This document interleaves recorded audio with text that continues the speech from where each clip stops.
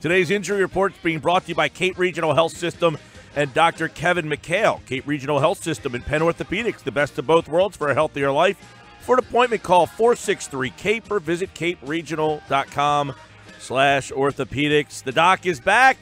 How are you, Doc? I'm doing great.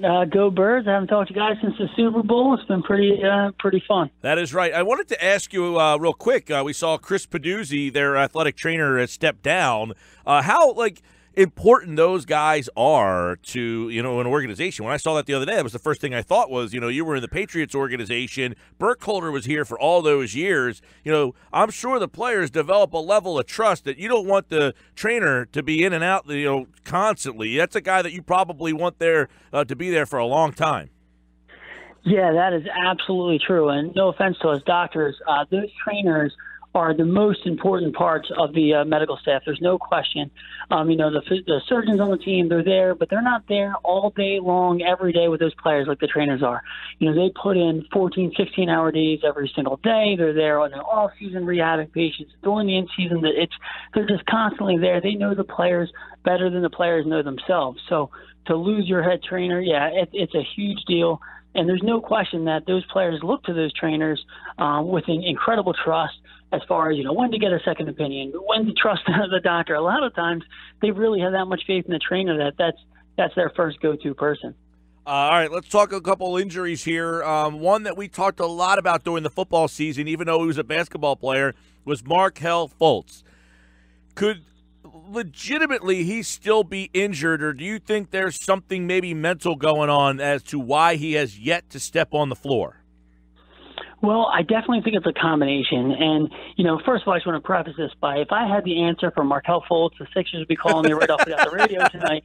So I don't want to claim to have it. But in general, as we kind of heard about, Dr. Ben Kibler, the specialist that he's been seeing, he's kind of world-renowned for this treatment of scapular dyskinesis. And what it is it's the abnormal function of the scapula, or abnormal motion of the scapula, that kind of prevents someone from using the arm the correct way, and kind of throws off a lot of dynamic motions of the arm, in this case obviously shooting a basketball. So when people have this problem, whether it started off by changing mechanics or an injury, what have you, it takes a long time to rehab and get all those muscles back. And in some respects, it is in his head, in that you're trying to learn these fundamentals again, because the stuff you take for granted, all of these muscles that stabilize the scapula and kind of position that shoulder where it needs to be to shoot a basketball, he's kind of almost retraining it to do all these basics, things that he took for granted for many, many years of being a good shooter, to kind of relearning it all. And, unfortunately, we know as physicians that these things can take up to 6 months to get better. And when you're talking about a professional basketball player with an injury that started at the beginning of the season, those 6 months feels like 6 years. But, it's definitely possible, but there's no question that there's a mental component to this, and that he's going to have to get over. And it doesn't help that as his rookie year, it's being plagued by this problem. Now, a weekend warrior friend of mine had this scapular injury. He, in his mind, believed that this player will not be able to be the same again. It's definitely possible. You want to be optimistic. You want to say he's going to be able to get back to his regular rhythm and shoot in the way that we saw, before the draft. But it may be difficult for him to get back to the level he was. And the problem is, you're talking at these guys that are performing at such a high level to begin with. To get it back to that, it may be very, very difficult. So, I'm optimistic that it's possible, and that we'd like to see him back out there. If we get the shooter that, we all thought he would be, it could be great for the Sixers, but there's definitely no guarantees at this point. No, and a lot of the video out there has him shooting, kind of in the paint area. He has that little hitch still where he kind of comes up and then he pauses, and you wonder if that's like the mental part of he's afraid that something's not right with that shoulder, even though he's cleared.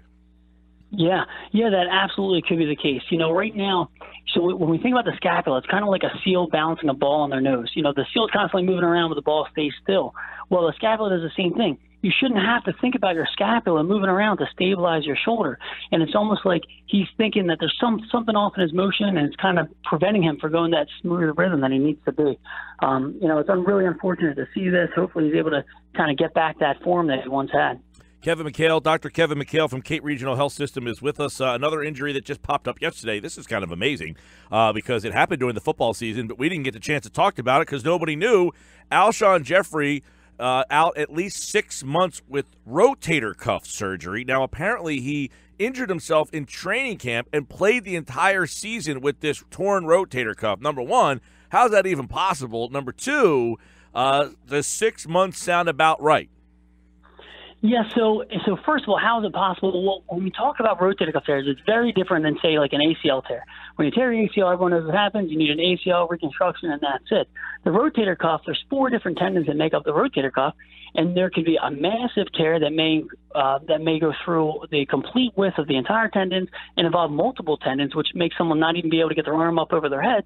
Then you can have much smaller tears where maybe it's just one tendon involved, and not only is it maybe not even the whole width, just a portion of it, just the front fibers of it, and maybe not even the full thickness. So you could have a partial thickness tear involving just one of the tendons that you're able to rehab and still, function at a very high level, but it could definitely be a source of pain and discomfort and affect performance. So the fact that he was able to get through the season likely means he didn't have a giant tear. Otherwise he wouldn't be able to do that. That being said, once you get to the point where it's limiting your function enough that you need a surgery, that 6-month timeline is actually a little bit on the optimistic side. There's some limitations in time as far as the amount of time it takes for that rotator cuff to heal. That tendon has to heal back down to bone. It's not that bone-to-bone healing like you have with a fracture, for example. So it takes about 3 months. You're in a sling for a while, then you just work on getting your motion back, and then after 3 months they start some strengthening, and it can be difficult to get back to full strength and full football activities by that 6-month time point. So I wouldn't be surprised if this goes into the beginning of the regular season, but I think 6 months is possible, but I wouldn't be surprised if it goes a little bit longer than that. Dr. Kevin McHale with us. Real quick on Wentz, the ACL, and everybody after Foles, will he be ready for the start of the season? Now, even with just a regular ACL tear, I thought being ready for the start of the season is somewhat aggressive, but there are now some reports suggesting that it was more than the ACL, that the MCL was also compromised, and potentially an LCL tear, which is similar to that Robert Griffin III injury, where he was, out for a while. But when you look even at the ACL injury, for Carson Wentz to think that he would be back for the start of the season, doesn't that still sound a little optimistic to you? So in general, yeah, it's optimistic, but it's definitely possible. We give these athletes around a 9 to 12 month time period, and if it's a true isolated ACL, that 9 months is pretty achievable. Unfortunately for him, this happened at the end of the season. So even if it was just the ACL, that beginning of the opening season of the regular season, that first game would be a difficult timeline because that's right at the 9 month mark, and obviously that's on the earlier spectrum of that range of dates to get back to play. That being said, unfortunately, this makes a lot more sense based on what happened to him during that game against the Rams. We saw that collision with those players. We kind of talked about how usually isolated ACL tears are non-contact injuries. These kind of collisions are usually result in a tear to another ligament and then the ACL tear second. And that other ligament depends on which direction the knee gets pushed, and it's usually the MCL or the LCL. Now, in his case, we all watched that video when he walked off the field and his leg kind of buckled to the side a little bit, and that's really concerning for an LCL tear. It's called a varus thrust, and that's not surprising that he did tear this LCL based on that motion alone, in addition to the ACL. And then they're also throwing out these other structures, the IT bands and all that kind of stuff. And the reason is there's a lot of structures that stabilize the outside of your knee, the lateral side of your knee, where that LCL is. We refer to it as a post or lateral corner that can be injured in these kind of collisions, and it leads to what we call a multiligamentous knee injury. Unfortunately, that 9 month timeline now does seem pretty optimistic because that's the reason why we would expect it to be a little longer. We watched him progress from his crutches to his cane throughout the postseason. You have to restrict their weight bearing in the beginning, and then you eventually start getting their motion back. And again, they're more stiff now because they have more food, that delays rehab. And in general, everything just kind of gets pushed back a little bit.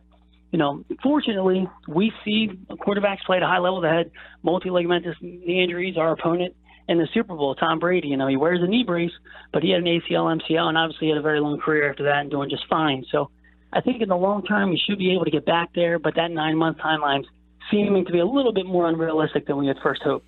All right, Dr. Kevin McHale, the injury report brought to you by Cape Regional Health Systems, Cape Regional Health and Penn Orthopedics, the best of both worlds for a healthier life. For an appointment, call 609-463-CAPE, or visit caperegional.com/orthopedics. Excellent information today during the injury report. And, go Birds, man. Super Bowl. We haven't talked to you since, and it still feels pretty good. Yeah, it feels great. It was a great game to watch, and love taking it home back to Philly. All right, pal. We'll take care. We'll catch up on the injuries again. That's Dr. Kevin McHale here on the Sports Bash.